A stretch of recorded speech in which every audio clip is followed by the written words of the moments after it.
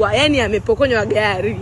Ampigeje sasa? Yaani nyumba alikuwa anakaa amehamishwa. Hiyo na zile story kali kabisa ndani ya jiji la Dar es Salaam, tukasema tuweze kusogezea update kwa sababu tuliweza kuona katika page ya Mimatha kwamba twiga wetu, dada yetu mrembo kabisa Jacinta Makabe, kwamba gari yake amepokonywa na mpenzi wake. Na sofa tukasema tuweze kufuatilia kwa kina, ni kweli au ni kuchafuana. Tumefika hapa mpaka dukani kwa Jacinta, na kama unavyoona gari iko hapa imepakiwa, ni Mazda nyeupe kama kawaida, na kama unavyojua mara nyingi huaga anatembeaga nao kwenye mitikasi yake. Ni Mazda imepakiwa kabisa hapa, plate number ni zile zile, na mara kadhaa huwa tunamuona nao akiwa anazunguka nayo. Sasa sijajua hii maana yake ni nini.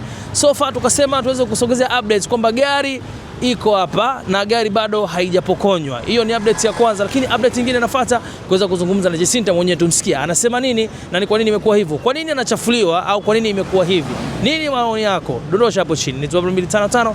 Hii ni Bongo 5 Network, la kunasi kwa updates zaidi. Kwamba gari iko hapa na hapa ni ofisini kwa Jacinta Makabe, na kama unavyoona biashara zinaendelea kama kawaida na gari iko hapa. Na inaonekana sio muda mrefu sana imekuja kupakiwa hapa. Na nimejaribu kuzungumza mawili matatu na wafanyakazi wake, ameniambia ametoka kidogo, lakini pia nilipigia simu akaniambia yuko mahali kuna kikao anafanya, lakini gari iko hapa. Na leo ilikuja hapa ikapaki na nini.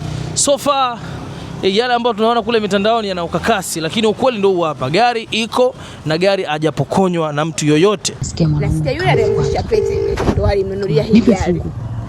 Sasa bwana akaja kuchukua gari yake. Au hapa angalia huko ndio sema unaangalia mitope jamani. Maimasa mimi nakwambia ukweli, nimemfuatilia. Gari hana.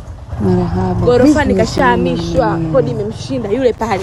Yuko na ndugu yake yule. Saa 7 za usiku. Gari hana. Sasa ndio kazi imemshinda baby wewe. Kuna watu wamekuona kwenye bodaboda wamenitumia video. Wanasema eti boyfriend wako kakufuata mahali kakwambia nipe funguo ya gari. Akaondoka nayo gari akakunyang'anya.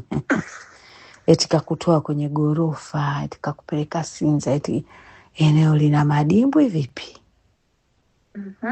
Hivi kweli Jacinta? Nika habari ikawaje sasa baada ya fujo na dimbwi? Ndio hivyo, wakati unaelekea nyumbani kuna watu wakakurekodi. Mimi nikasema jamani Jacinta mwacheni. Mbona binti mzuri mwenye anaga neno.